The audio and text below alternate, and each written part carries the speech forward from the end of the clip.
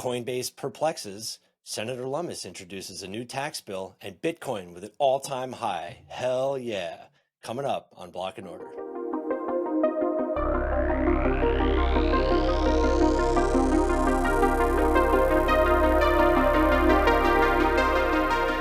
Welcome to Block and Order, the show that delves into the legal side of all things digital assets. I'm your host, Kyle Lawrence, and with me, as always, he's doubling as a producer tonight, Mr. Moish Peltz.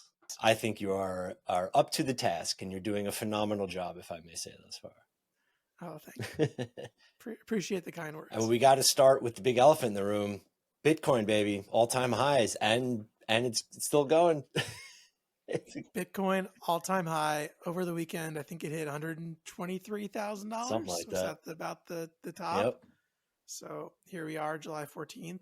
I'm sure it'll go even higher at some point, whether that's tomorrow or a year from now, You know, it's funny because I'm sure you have this too. Whenever I talk to people about it, and I'm not somebody who goes around espousing it and telling everybody they need to buy it and all that, but almost every time, no matter what the price is, people say, oh, it's too expensive. I'm not going to buy it now, but it just keeps going up.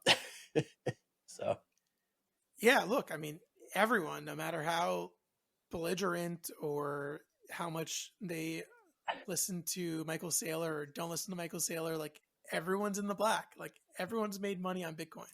Yeah. So, true. There's a lot of people, I think, that feel like, well, like told you so. And what could possibly go wrong? Nothing at all. What could possibly go wrong? Can't imagine anything. Yeah, exactly. Well, first up on the order, Moish, Robinhood and OpenAI. This is a really interesting one, and reading about this is kind of fascinating. So Robinhood's so-called stock tokens aren't actually tied to the shares, according to OpenAI. This could mean that traders who are buying misbranded paper and not equity. This, of course, is Robinhood's announcing that they're selling, OpenAI and they have their new platform. But we're going to unpack why digital asset labeling matters now more than ever. So, Moish, is this just a semantic argument? Like, what's going to happen now that this sort of position, for lack of a better word, is out there? Well, look, everyone's trying to tokenize everything, right? So tokenizing stock, I think in some respects is the holy grail of tokenization. It's like, well, if we can just put a tokenization layer over the stock market, then congratulations, we've upgraded the financial system, job done, we can all go home, right? But yeah. I guess Robinhood announced for everyone except for U.S. investors, because we might as well be in Iran or something. Everyone else can buy OpenAI stock on the Robinhood platform, except, as you mentioned, right? It's OpenAI said, actually, we don't know what that is, but it's not our stock. So one, I think that's hilarious. But I mean, two, I think it's just the reality that OpenAI is saying, well, whatever stock tokens, whatever you're tokenizing is not equivalent to actually holding equity in the company. So I don't know, Kyle, like, what does that mean when someone offers for sale something that isn't actually what it is purported to be? I mean, that's a problem that faces, regular and traditional markets, not just crypto as well. But it's interesting here that the focus of discussion is on kind of tokenized stocks. That's all you hear about these days. I was just listening to, I forget the guy's name, but Bankless just had an episode about this, tokenized real world assets. And there are benefits to tokenizing stocks. They're still stocks. It's just a different vehicle for delivering it, as opposed to buying shares on on the public market and going through a transfer agent and going through all their rigmarole of removing stop legends and all that. Now you just go on a regular exchange like you would any other crypto asset. So there are benefits to this. It's just interesting that the mislabeling it could somehow be viewed as some kind of securities law violation. If we're saying that if you call it a stock, regulators need to treat it like that, but it's more the other way almost. It's that if you're saying this is not stock, this is not securities, that to me, that's where the problem comes in, because if you're doing that, it's because you're trying not to fall into the purview of the securities laws, right? So I think it's kind of the opposite approach. I mean, this is where it gets confusing, because Robinhood is saying that it's tokenized stock. I mean, I don't know what I guess we have to dive into the legal terms and conditions of what they're actually offering and what it looks like. But I mean, the SEC, who I guess Robinhood is saying they're not subject to the regulation of this particular product on, has also said, right, if you're tokenizing something that is an equity, it's a stock, Yeah. the securities rules that apply to that asset should be the same or And almost it's the worth, same. yeah, I mean, it's worth noting that the tokens mimic the price of stocks, but there's no voting rights, dividends, or legal ownership, which to me, that's the real linchpin. I mean, you can buy stock in a company that doesn't necessarily have voting rights or any dividend rights. I mean, people do that all the time, but it's the lack of legal ownership that I think presents a sort of interesting avenue here into this, how you analyze what is and what is not a stock, when is a token a stock. And I think there's a lot of legal gray area here. And a lot of it comes down to what we've chastised the SEC about all these years and saying, well, if the Howey test doesn't fit, they just go to the economic realities. And that's kind of what this is. If you just look at the totality of the circumstances, if it walks like a duck and talks like a duck, then guess what? It is. Interesting here. I don't know. Yeah, but I think there's weird components of this, including that OpenAI is I forget what they call themselves, but it's a capped vehicle. It's like it's a quasi nonprofit. It's like a somewhat profit. Yeah, it's Yeah, yeah, it's a exactly. benefit company, but it's kind of not, and there's capped profits. But then you're right. I mean, do consumers really care if they have voting rights, if they have dividends, if they have legal ownership, so long as they have the proportionate financial ownership of the like as long as it has the financial exposure? I think most stock market like retail investors now, they don't care about all those other things. I mean, look, generally people just want the number to go up. And beyond that, they don't, I mean, what do they need voting rights for? You think the average person wants to vote on Robinhood's governance? I mean, or OpenAI's governance? They don't want that right, and they don't need it. Yeah, so then I think it just gets down to what Robinhood's actually marketing and whether investors are feeling misled or not. I guess we'll see. I guess we'll see. All right. Well, the next topic up on the order is Cynthia Lummis's tax bill, which is crafting crypto tax clarity. Senator Cynthia Lummis introduced sweeping crypto tax reforms, clearing up how staking, mining, and personal transactions might be taxed in a future where this bill is actually passed. It targets real pain points, but Kyle, does it go far enough? I will maintain that she shunned me at Bitcoin 2025. I'm not going to let that go. That was her. I know she has like an Anna Wintour thing going on, but that was her. Don't Putting don't that don't as hold it personally. putting that aside, and I don't know if you can hear the thunder raining down on me for saying that, but the bill exempts up to 600% of personal, Six $600 hundred of dollars. personal, Yeah. $600, not 600%. See, it's the thunder. Personal crypto transactions from capital gains tax, which I think is nothing new. And staking and mining rewards would be taxed at the time of sale, not on receipt, which aligns with how farming crops are typically taxed. I think it treats staking like farming income and gaming the system, but it provides much needed guidance. We've been to a lot of these conferences, and the common thread is what about staking? What about staking? So I think this is a good step.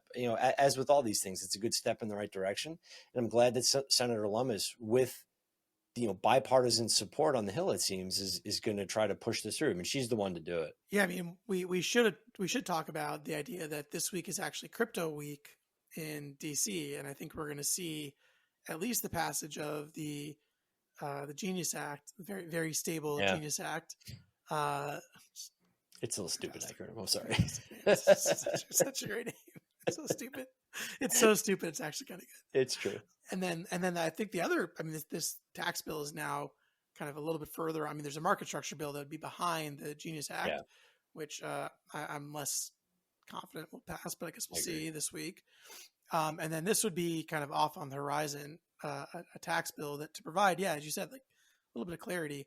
One of the things I really like was the deferral of token trades with a like Yeah, kind crypto swap type transaction. And look, 1031 for crypto, if I can swap my Bitcoin into Ethereum and then back into Bitcoin, or do other DeFi transactions without having capital gains, like that's just going to unlock so much yeah, ecosystem activity. I think there's a lot of people that are stuck in one asset because there's just so much capital gain that sure. they don't want exposure to, so they can't make that kind of swap. Not just the people who are stuck in one asset, but I mean, we've talked to accountants who have had these problems where you have very active traders and they're just moving assets back and forth, sometimes 100 times per day. A lot of it is programmatic. They're not even doing it. So they hand their accountant 200,000 transactions for them to sift through, and they get this crazy tax bill when they have a couple $1,000s worth of gain. This to me is a no-brainer, and this to me, I'm glad to see them getting in front of that, because that just made no sense. I don't care how you feel about whether these things should or should not be taxed.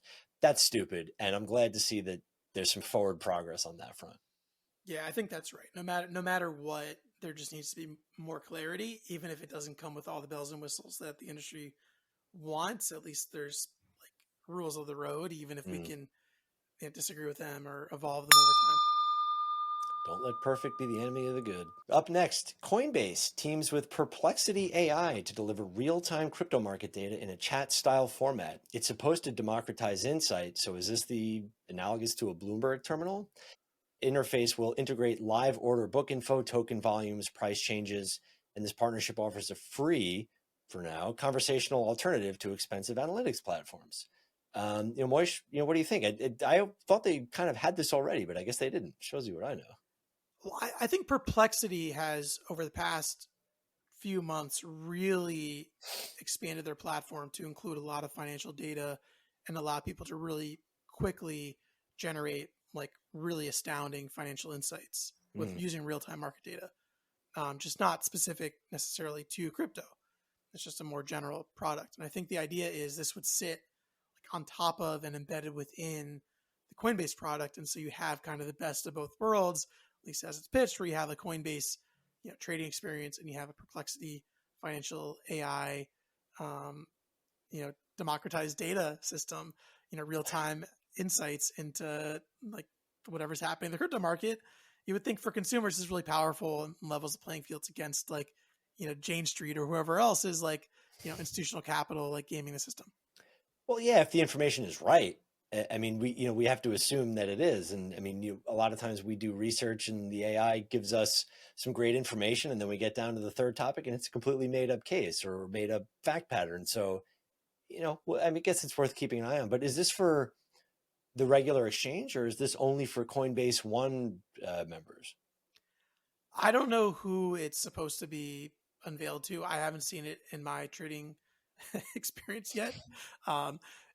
But look, I think it's one of these things that this is like Coinbase trying to be a infrastructure cloud provider, competing with Google, Bloomberg, other AI products.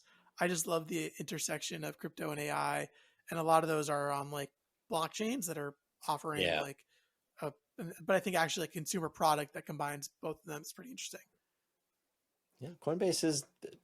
I applaud them for trying to expand their reach and expand their horizons, especially as crypto regulation moves forward in the United States. Finally, Coinbase is obviously well positioned to broaden their horizons a little bit. So this is certainly worthwhile. But I feel like Kraken and the other exchanges also offer things like this. Gemini, I believe, does.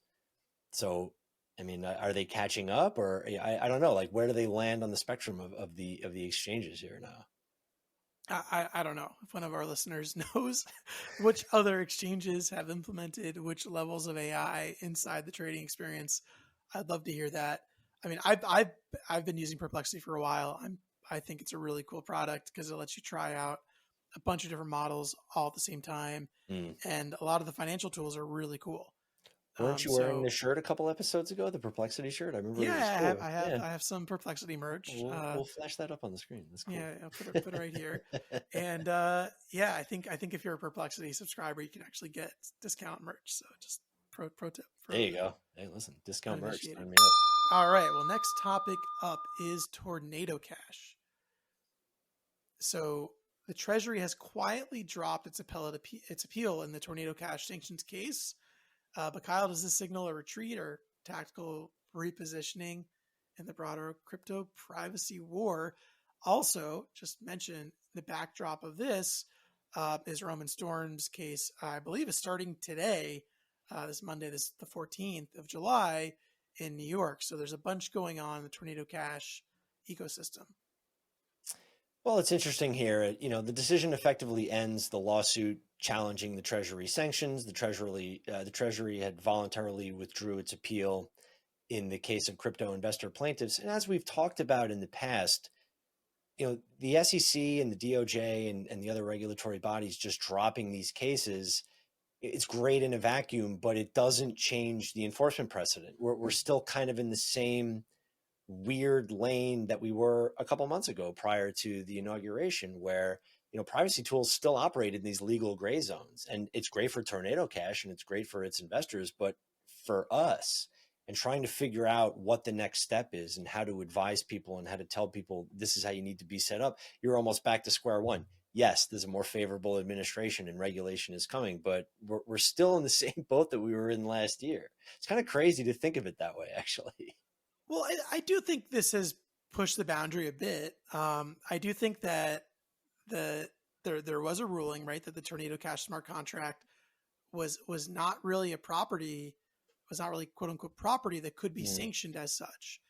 And I think it does create a bit more of this, privacy first technology deserving space where people can continue to push the boundaries.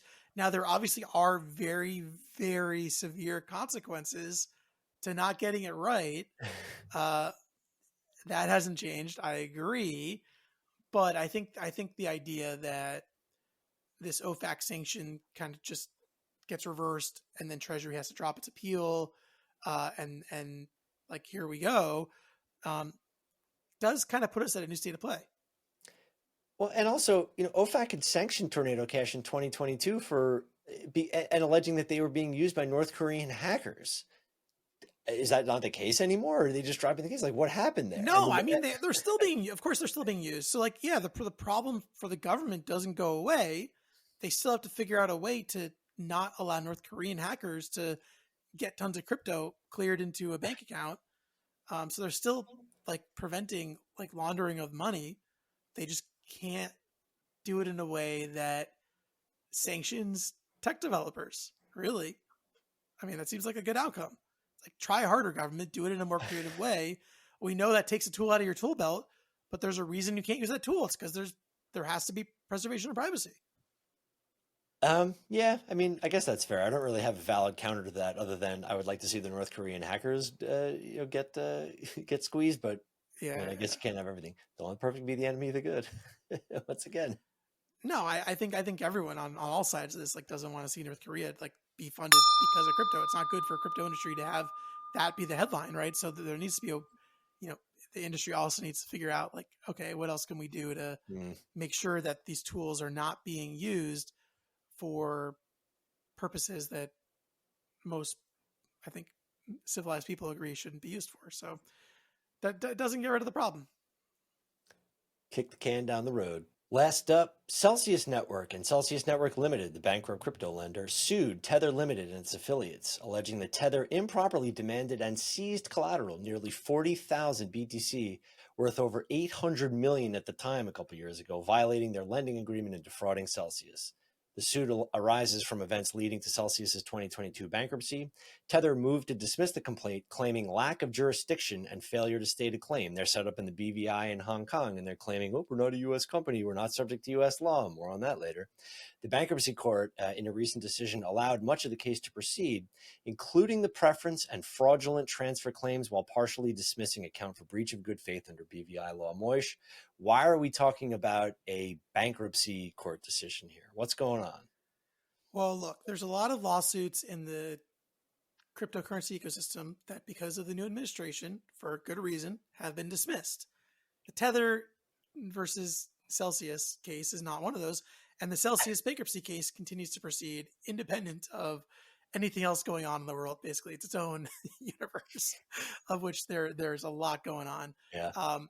Now, the reason we're talking about it, I think, today is because the 40,000 Bitcoin that Tether took and that Celsius alleges they improperly took and retained is now worth over $4 billion.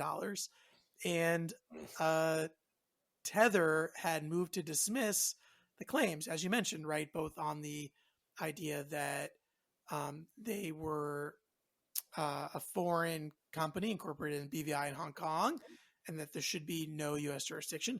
As you mentioned, right, the bankruptcy court, Judge Glenn, found that there actually was sufficient U.S. activity, including their dealings with U.S.-based Celsius staff and their U.S. bank accounts to proceed. So they're going to be subject to jurisdiction in the U.S. And then on the merits of the dispute, the lawsuit also, most of the claims survived dismissal and will be at issue at trial in the bankruptcy case. So here we are talking about whether Celsius can effectively claw back $4 billion from Tether. For Tether, it probably doesn't matter. I think $4 billion is like a drop in the bucket to them. Essentially, it's like 7 minutes of profit. To the Celsius estate, it does matter. And, that could really, move the needle in terms of whether the creditors in that case see a windfall or just like some of their money back.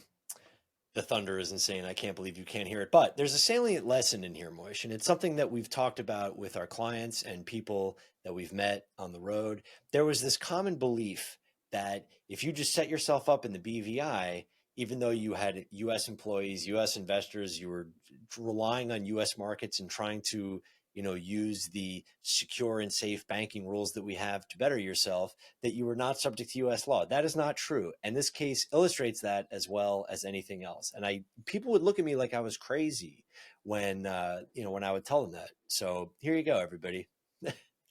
Well, and that's the other point, right? Is even if you think you've insulated yourself in the commercial sense, like there's so many areas of the law, like, oh, who would have thought that the bankruptcy law was the one that was going to rope Tether in someone else's bankruptcy. Like, it's not like Tether went bankrupt. It's like one of their commercial vendors and like, hey, give us $4 billion. Like, no, thanks. We're not in the US.